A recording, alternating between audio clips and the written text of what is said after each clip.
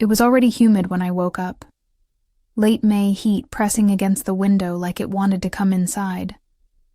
I rolled over, reached for my phone, and remembered what day it was. Decision day. I'd barely slept, the kind of half-rest that feels more like waiting in the dark than dreaming. But I'd already checked the portal before sunrise. "Congratulations," it said, bright, bold. The word had bloomed across the screen like something sacred. I got in. Full ride.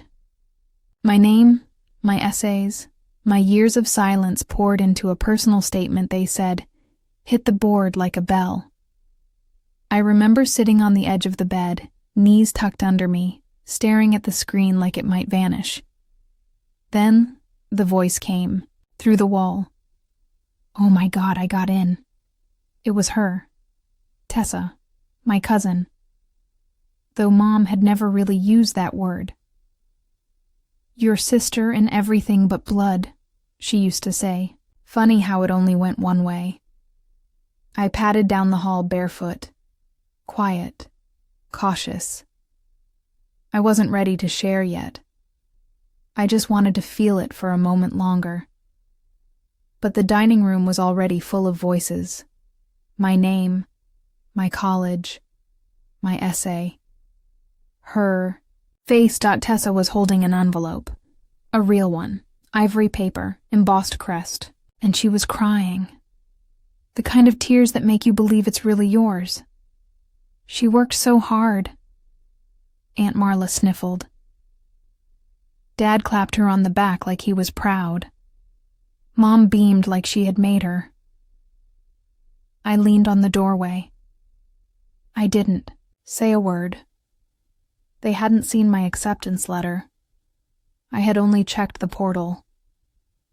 But now I saw it. My envelope, my essay, my story. In her hands, they all looked at her like she was the first star in the sky, like she had survived something. And all I could think was, I never gave her my password. Later, when I asked Mom, gently, quietly, just the way she preferred, she waved her hand. She's been through a lot. You know that. You're stronger. I don't remember what I said in response. Maybe nothing. Because that's what I was trained to say. Nothing. Swallow it. Smile. They threw her a dinner that night. White candles, fake ivy, plastic champagne. And she toasted. To dreams. And to the people who got me here. I caught her eye for a second. She didn't blink. The real acceptance letter came 2 days later. Addressed to me. Still sealed. Tucked in with junk mail. Bent at the corner. And I realized they'd sent the first copy to the wrong house. Mine. Which meant everything she held that night was printed out. Recreated. Stolen. I didn't tell anyone. I didn't confront her. I just sat on my bedroom floor for hours. The real letter in one hand, a pair of scissors in the other. Not to cut it, but to remember that I still held something real, that I knew, and they didn't. Tessa's essay started with a drowning story. A lake. A girl who couldn't swim. An older cousin who saved her, then disappeared. It was mine. Line for line. She hadn't even changed the metaphor, just replaced the name. Her name, and they all clapped. Wow, so raw. She's always had that poetic side. She deserves this. After everything. After everything? What everything? She had a room with fairy lights and a car in the driveway. I had shifts after school and community Wi-Fi that cut out at midnight. She had family vacations and backup plans. I had used notebooks and a stack of unpaid bills in my top drawer. But that's the thing with people like them. They decide who's fragile and who's just supposed to carry.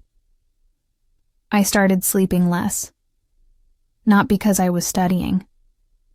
That part was done. But because every time I closed my eyes, I saw my own words in her mouth. Read aloud at family dinners, posted in grainy Instagram screenshots, shared with a smile that didn't belong to me. I didn't cry. I just got quieter. 2 weeks later, she came into my room like she always had. Uninvited, loud, barefoot, syrup on her hoodie. "Hey," she said, flopping onto my bed like it was hers. "Guess what? They're gonna let me do a photo shoot at the school." She meant the university. My university. They said they want a face for their diversity campaign or whatever. Isn't that wild? She laughed, like it was funny, like it wasn't hollowing me out. I didn't look at her. I just nodded. Let her talk. The longer she stayed, the less I felt like I existed. That night, I opened a folder on my desktop labeled Essays. Inside, I kept everything. Drafts, notes, emails to myself at 2 a.m. There was one called Final Personal Statement. I clicked it open. Every line was marked with red edits. My edits. Each paragraph had my fingerprints, my breath between the sentences. She hadn't even taken the punctuation. She just took the story. I could have exposed her. I could have emailed the university, or printed the real draft and left it on the kitchen counter. But instead, I turned off the lamp, let the room go dark, let the truth sit there, warm and quiet, in the blue glow of the screen. Sometimes revenge isn't about proving something. It's about knowing you don't owe them a performance. The next morning, I passed her in the hallway. She was showing Aunt Marla a Pinterest board for her dorm. She likes neutrals now, she said. Sophisticated. I walked past them without a word. But my letter, the real one, was already packed, next to the folded shirts and charger cords and the broken wristwatch Dad never came back for. I hadn't told anyone. Not about the second school. The one I applied to in secret. After realizing what they'd done. And they hadn't noticed the scholarship email in my spam folder. Or the signed form on my nightstand. Or the bags tucked under my bed. They didn't see me. Not really. So when I left, it would be without a goodbye. Just the sound of a screen door closing behind me. And maybe a faint echo of the life they never thought I'd build. Tessa moved through life like everything would catch her. Like every fall had a net, every silence, a cushion, and every door she opened had already been unlocked by someone else, usually me. It started earlier than the essay, 5th grade. The spelling bee. I won. But Mom told me to let Tessa hold the trophy because she's had a rough week. High school. The art contest. I stayed up 3 nights painting a portrait of Grandma's hands, the ones that made Sunday soup and stitched my favorite scarf. But the family fridge had Tessa's drawing on it. A sunset traced from Google. She tried. So hard, they said. Don't be selfish, they said. I wasn't. I never was. Until now. I started packing at night. Silently. Slowly. One shirt folded every few minutes. Laptop charger tucked in between layers of denim. Books wrapped in old t-shirts so they wouldn't clatter. My room still looked full. But the soul of it, the weight, the roots, was already leaving. The desk lamp flickered one night and I didn't replace the bulb. I liked the dark. It gave me room to breathe. Mom asked once if I was excited for Tessa's orientation. I smiled, sipped my tea, said, "I'm not going." She looked confused for half a second, then amused. "You're not going to support her? Honey, don't be bitter." I nodded, stirred my tea. Let her think what she wanted. Let them all. Bitterness isn't loud. It's not fists or shouting matches. It's quiet. It's knowing they'll never apologize, and choosing peace anyway. It's placing your own name on a lease 200 miles away. It's clicking unsubscribe from the group chat that only pings when they need something. It's walking into a different registrar's office and signing up for orientation on the same day, just at a different school, one they didn't ask about. Didn't notice. The day Tessa left, the house was chaos. Balloons taped to the door, a printed banner that read, "Proud of our girl." She took selfies with Mom. Dad loaded her bags. Aunt Marla cried. They didn't ask where I was going, or when. They didn't see the Uber parked around the corner, or the navy duffel by the back door, or the key I slid quietly onto the kitchen counter beneath the grocery list no one wrote for me. I left through the back, past the old swing, past the garden I used to weed alone. As I walked to the car, I thought about that essay again. The lake. The drowning. The girl who vanished after saving someone else. It wasn't a metaphor. Not for me. It was a warning. I didn't look back when the driver pulled away, and still, not one text, not one, "Where are you?" Not even a "safe travels." Guess they didn't expect the girl who always stayed to finally go. The new city didn't feel like home. Not at first. It smelled like concrete and burnt espresso. The air carried stories that weren't mine yet. Subway songs, arguments in the laundromat, laughter echoing from stairwells I didn't know. I moved into a studio the size of my old closet. Peeling paint. Second-hand mattress. A window that looked directly into someone else's kitchen. But the silence was mine. The key was mine. The freedom, strange, sharp, and delicate, was finally mine. Orientation was full of faces I didn't recognize. Smiling RAs, confused transfers, kids with wheeled suitcases and parents hovering behind them. I had neither, just a backpack. And a notebook I hadn't written in for months. They gave us maps, lanyards, free pizza on paper plates. Someone asked who I came with. I just shrugged, said, "No one." They smiled like it was brave.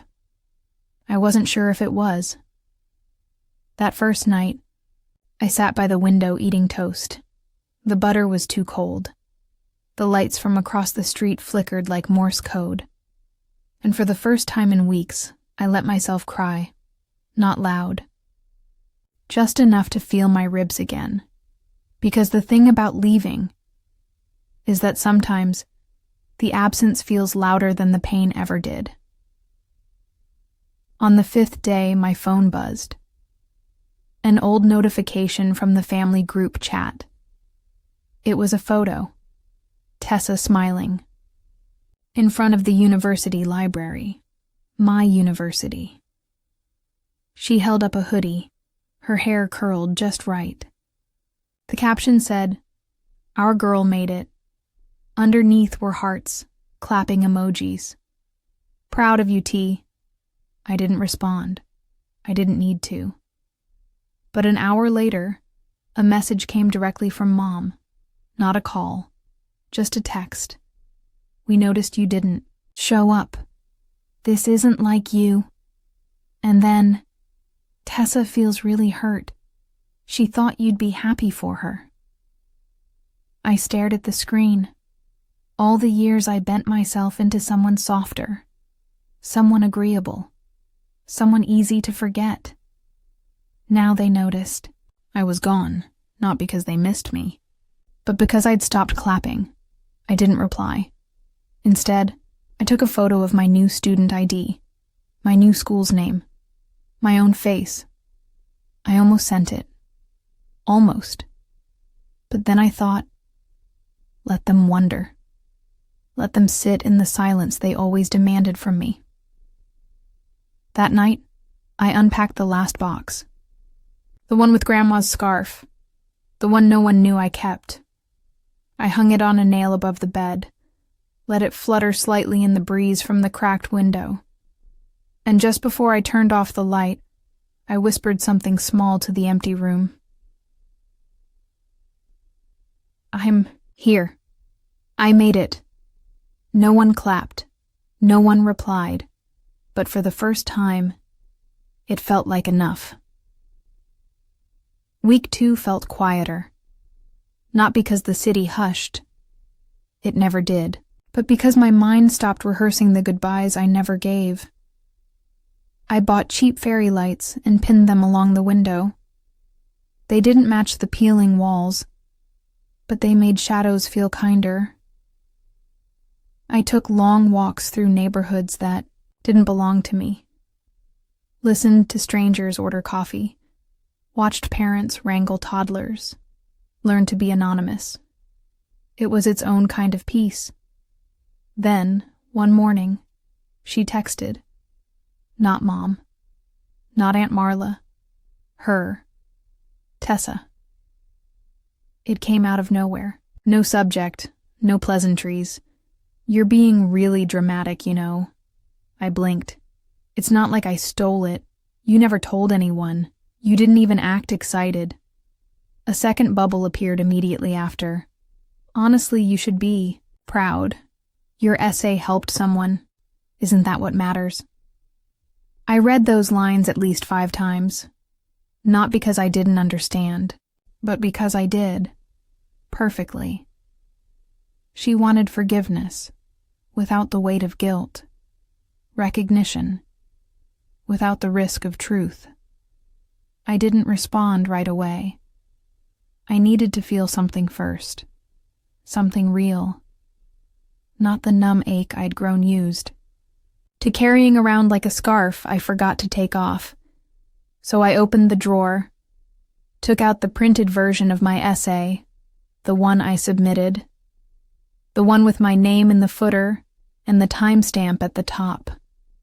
I flipped to the last paragraph, the one about second chances, the one they all loved so much. I had written it for myself, a quiet hope stitched inside metaphors. But now it felt like a goodbye note I was never allowed to send. I thought of the awards she collected, the posts, the orientation photos, the smiles she wore like armor. I wondered if it ever felt heavy, carrying someone else's story. Or maybe she believed it was hers now. That's what they do, don't they? People who are handed everything, they start to think they earned it. I finally wrote back. 1 line. Just be careful. You don't know the whole story. And then I blocked her. Not out of hate, but out of preservation. Because I knew if I let her keep talking, she'd twist the knife into a shape that looked like a hug. That night, I walked to a little bookstore off 8th, the kind with creaky floors and mismatched mugs of tea. I sat on the floor between the poetry section and the discount cookbooks. Opened a notebook. And for the first time in months, I wrote something new. Not an essay, not a personal statement, not a letter to someone who would never understand. Just a truth. A small one. Some people build a future on someone else's ashes. I planted mine in the dirt and waited for spring. I didn't cry. I didn't feel triumphant. I just felt still, like a chapter had turned, not because I slammed it shut, but because I finally let go of the page. It had been 3 weeks, maybe 4. Time passed differently in a city where no one knew your name. I'd stopped counting days since I left, started counting small things instead. How many poems I wrote in the margins of receipts, how many dinners I made without apology, how many nights I fell asleep without picturing their faces. And then one afternoon, the quiet cracked. It started with an email. Subject line: Emergency contact notice, University Medical Services. I blinked at the sender. Clicked fast. Heart, already climbing. It was short. We were informed you're listed as next of kin for Tessa M. Please contact us urgently. I reread it 3 times. Next of kin. Me. She had used my story, my essay, my future, and still. She put my name down for the worst moment. Not Mom, not Aunt Marla, me. For an hour, I did nothing. Sat cross-legged on the kitchen floor with my phone in my lap, the toaster ticking behind me, the light shifting through, the scarf above the bed. I thought about the last time I saw her cry. It wasn't real. Not really. Tessa had always known how to tilt her head just right. Let the tear fall when someone was watching. She cried at her first rejection. The one I helped her reword for sympathy. But this email didn't sound staged. This wasn't performative pain. This was something real. I called the number. Voice dry. Face blank. They told me what happened. An allergic reaction in the dining hall. Ambulance called. Stable now, but frightened. Alone. She asked for you, they said. Like that would sweeten the blow. Like that erased the theft. I took the subway to the university hospital. Sat with my backpack hugged to my chest. Watched the buildings blur like watercolor outside dirty windows. It felt like crossing into a version of my life I was never meant to visit again. Tessa was in room 312. Hooked to an IV. Pale, quiet. Blinking slowly at the ceiling like the air above her might turn into something else. When I walked in, her eyes widened. For a second, she looked afraid. Not of me, but of being seen. Really seen. You came, she whispered. I didn't. Sit. I didn't touch her hand. I just nodded once. I didn't come for you, I said. I came to take my name back off your forms. She flinched, like my voice was a slap. But I wasn't angry, not anymore. I was just done being useful. I thought you'd want to know, she said, her voice smaller than I'd ever heard it. I looked at the IV line, the scratch on her cheek, the Band-Aid on her wrist, and for a flicker of a moment, I felt something unexpected. Not pity, not rage, just fatigue. We had both built something on a lie, but only one of us had to carry it. I hope you're okay, I said finally, and I meant it. But I also meant the silence that came next, the way I turned before she could speak again. The way I left her in that room, not out of cruelty, but out of clarity. Outside, it had started to rain. Soft, steady, like something washing itself clean. I walked past the library, the one in all her photos, the one that used to live in my daydreams, and I didn't look back. I didn't tell anyone I'd visited the hospital, not even the friend I'd just begun to trust with my silence. Some moments aren't meant to be shared. They're meant to be felt, then folded away, like old receipts in the bottom of a coat pocket. But something changed after that day. Not in them. In me. The grief shifted. Not softer. Not sharper. Just different. Like I was grieving someone who hadn't died, but had stolen a piece of me and worn it like it belonged to her. The next text came 2 days later. From Mom. She's out now. It was scary. But she's okay. Thank God.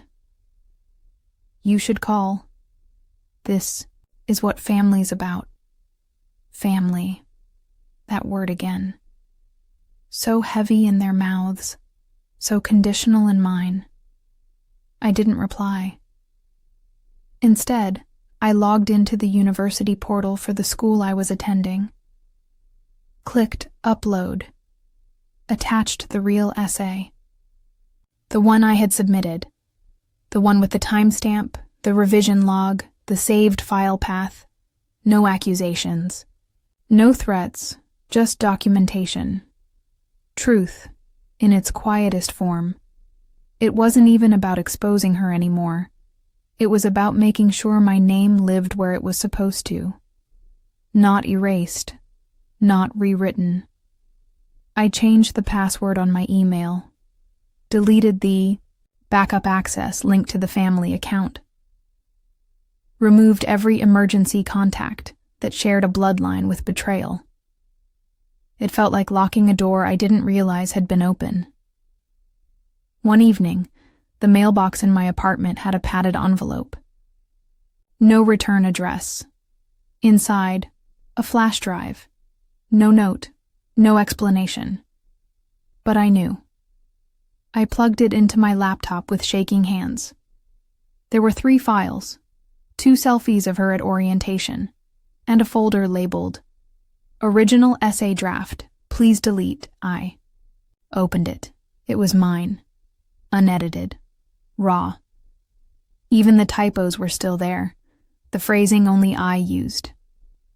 The sentences I scratched out and retyped at 3 a.m. under a shared blanket in a shared room in a house that never felt like mine. She hadn't even tried to hide it.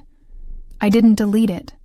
I moved it to a folder called Evidence, and then I closed the lid on the laptop and poured myself a glass of water. Not wine, not something dramatic, just water, cold, clean. The next week I got a letter, actual paper, college letterhead. It wasn't from my school. It was from hers. Due to irregularities in the application materials submitted under your name, we are conducting a review of your admission file. It didn't say expulsion. It didn't say fraud, but it said enough. Later that night I sat at the window. Not sad, not smug, just aware. Aware that truth isn't loud. It doesn't need applause.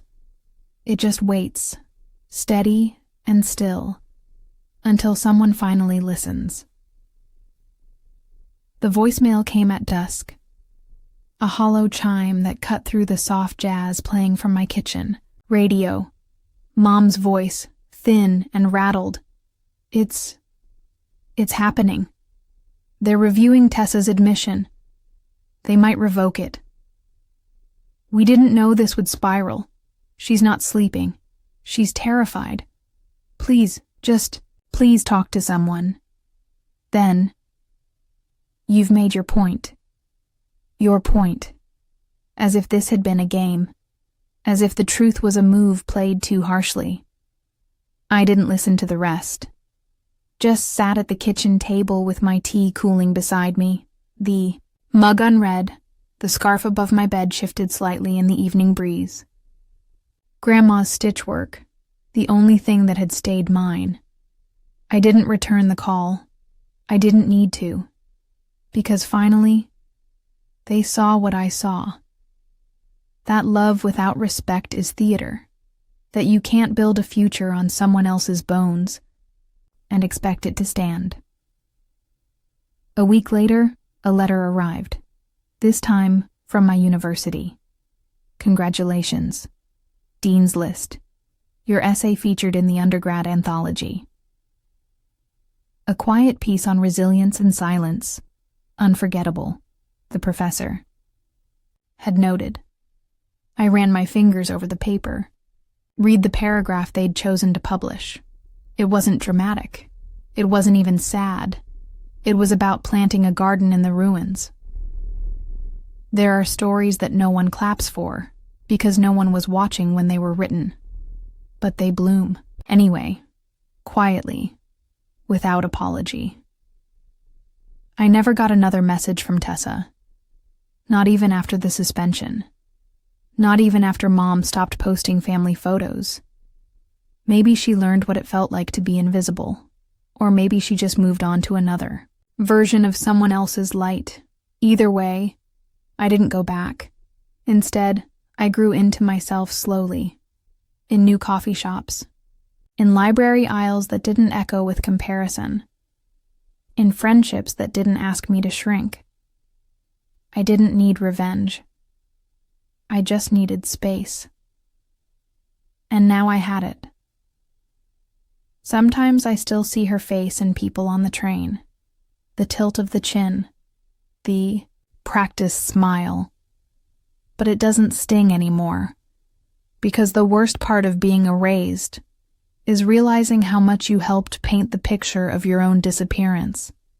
And the best part of healing is knowing you never have to ask them to see you again. So I stopped looking back and just lived. Quietly. Fully. Mine.